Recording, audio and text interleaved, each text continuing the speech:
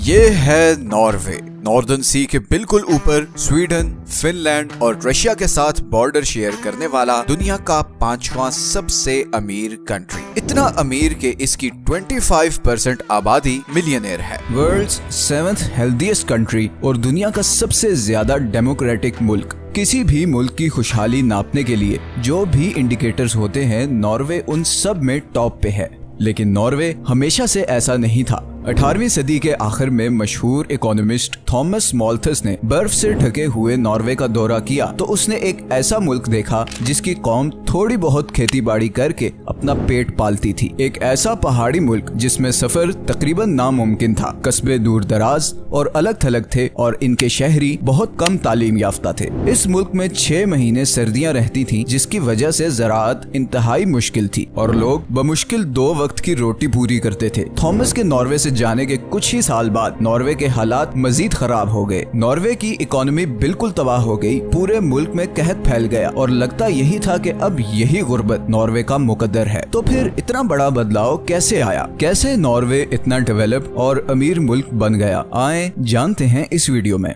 ये हैं वो सारे कंट्रीज जिनके पास दुनिया के 85% ऑयल रिजर्व्स हैं। Saudi Arab, Iran, Iraq, Kuwait, UAE, Libya, Russia और वेनेजुएला। लेकिन इनका कंबाइंड जीडीपी पूरी दुनिया के जीडीपी का सिर्फ 8% है और इनमें से कोई भी कंट्री दुनिया के टॉप 10 रिचेस्ट कंट्रीज की लिस्ट में नहीं आता। दूसरी तरफ नॉर्वे दुनिया का 13th largest oil producing country है, लेकिन वो क्वालिटी ऑफ लाइफ के लिहाज से दुनिया का चौथा बेहतरीन मुल्क है। तो फिर क्या वजह है कि ये कंट्रीज इतना ऑयल प्रोड्यूस करने के बावजूद लिविंग स्टैंडर्ड में नॉर्वे के करीब भी नहीं? इसकी वजह है वो फिनोमेना जिसे इकोनॉमिस्ट कहते हैं ऑयल कर्स। तेल का मसला ये है कि ये बिल्कुल लॉटरी जीतने जैसा है। तेल निकलने के बाद रातों रात कौमों पर पैसे बरसने लगते हैं, मगर मुल्क के हुक्मरान इन पैसों को टैक्स कम करने और इखराजात बढ़ाने के लिए इस्तेमाल करते हैं। ऑयल इंडस्ट्री उस मुल्क की बाकी इंडस्ट्रीज पर छा जाती है। जैसे जैसे ये कंट्रीज ऑयल एक्सपोर्ट करते हैं, इनकी लोकल करेंसी की डिमांड में इजाफा होता है, जिससे उस मुल्क के शहरियों के लिए इम्पोर्टेड चीजें खरीदना आसान हो जाता है और नतीजतन उस मुल्क की लोकल इंडस्ट्री सफर करने लग जाती है। जैसे जैसे लोकल कंपनीज बंद होने लगती हैं, मुल्क में बेरोजगारी बढ़ने लगती है। पैसा सिर्फ चंद लोगों के हाथ में आ जाता है और आम आदमी में गुस्सा बढ़ने लगता है और यही गुस्सा ले जाता है प्रोटेस्ट्स और इवेंचुअली रिवॉल्ट की तरफ। यही हुआ लीबिया और वेनेजुएला के साथ। लेकिन इस ऑयल कर्ज ने नॉर्वे को अफेक्ट क्यों नहीं किया? असल में 19वीं सदी में नॉर्वे की सारी इकोनॉमी सी ट्रेड से चलती थी। जबरदस्त पोर्ट लोकेशन होने की वजह से नॉर्वे से टिम्बर, फिश और मुख्तलिफ मिनरल्स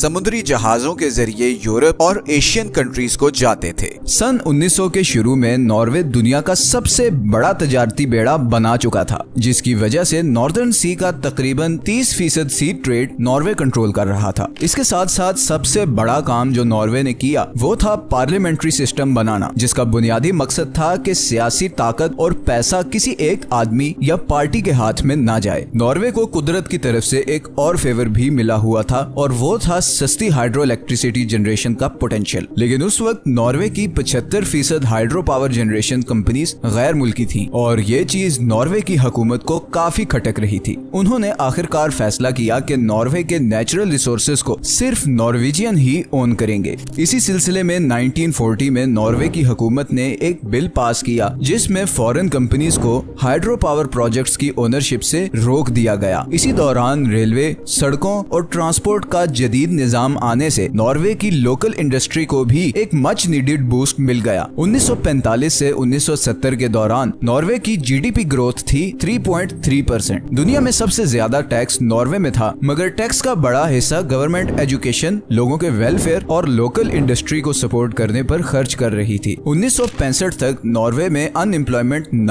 होने के बराबर थी। नॉर्वे अब यूरोप के बाकी देशों के बराबर आ चुका था, मगर अभी भी उस लेवल पर नहीं था जिस पे आज है। लेकिन ये सब अब फाइनली बदलने वाला था। 1959 में नेदरलैंड में नेचुरल गैस के ज़खायर दरियाफ्त हुए और इसी दौरान माहिरीन में ये स्पेकुलेशन शुरू हो गई कि नॉर्दर्न सी के नीचे भी ऑयल रिजर्व्स होंगे। 1966 में फिलिप पेट्रोलियम नामी कंपनी ने नॉर्दर्न सी में ऑयल की खोज के लिए ड्रिलिंग शुरू कर दी। तकरीबन 2 साल तक ड्रिलिंग के बावजूद कोई ऑयल रिजर्व दरियाफ्त नहीं हो सका। सब लोग मायूस हो गए। फिलिप्स पेट्रोलियम ने एक आखिरी ट्राई करने की ठानी और इस दफा फुल डीप ड्रिलिंग शुरू कर दी और आखिरकार 1969 में नॉर्थ सी के नीचे बहुत बड़े ऑयल रिजर्व्स दरियाफ्त हो गए। अगले 10 साल से भी कम अरसे में नॉर्वे की ऑयल प्रोडक्शन दुनिया में किसी भी मुल्क से ज्यादा हो गई। ऑयल सेक्टर ने हजारों जॉब्स क्रिएट करना शुरू कर दी। मछली पकड़ने वाले शहर अब पेट्रोलियम पावर हाउसेस बन चुके थे। बिलियंस ऑफ डॉलर्स आना शुरू हो गए और नॉर्वे की तकदीर बदल गई। लेकिन ये तो मिडिल ईस्टर्न कंट्रीज के साथ भी हुआ था, तो फिर नॉर्वे ने ऐसा क्या डिफरेंट किया? नॉर्वे की गवर्नमेंट ऑलरेडी ये बिल पास कर चुकी थी कि नेचुरल रिसोर्सेज पे किसी एक पार्टी या आदमी का कंट्रोल नहीं होगा और उससे होने वाली तमाम इनकम सिर्फ लोगों के वेलफेयर पे खर्च होगी। ऑयल से आने वाले तमाम प्रॉफिट्स इंफ्रास्ट्रक्चर और एजुकेशन पे खर्च होने लगे। नॉर्वे यूएई और सऊदी अरब की तरह टैक्सेस कम कर सकता था, मगर उसने ऐसा नहीं किया, बल्कि टैक्सेस इकट्ठा करके वो वापस लोगों पे ही लगाता रहा। सेकेंडली, मुल्क के बाकी सेक्टर्स को प्रमोट करने के लिए नॉर्वेजियन हुकूमत ने 1990 में एक पेंशन फंड बनाया, जिसका मकसद सिर्फ ये था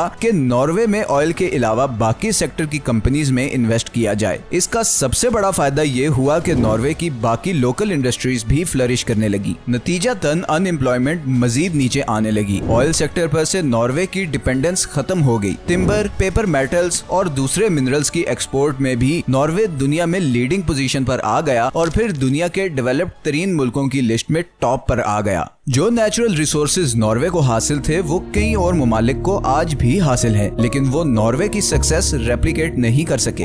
फर्क है रियल डेमोक्रेसी का, लॉन्ग टर्म प्लानिंग का और अपनी कौम के साथ सिंसियर होने का। अगर हम सब कॉन्टिनेंट की बात करें तो शायद इंडिया और पाकिस्तान नेचुरल रिसोर्सेज में नॉर्वे से ज्यादा खुशकिस्मत होंगे, लेकिन political instability, short term planning, corruption और एजुकेशन पर फोकस ना होने की वजह से आज दोनों मुल्क शदीद सोशल और पॉलिटिकल इश्यूज का शिकार हैं। अगर आपको ये वीडियो पसंद आई है तो इसे लाइक और चैनल को सब्सक्राइब जरूर कर दें। और अगेन, हमने अभी बहुत से इंटरेस्टिंग टॉपिक्स पे वीडियोस बनानी है, तो आपकी सपोर्ट बहुत जरूरी है। नेक्स्ट वीडियो तक के लिए अल्लाह हाफिज।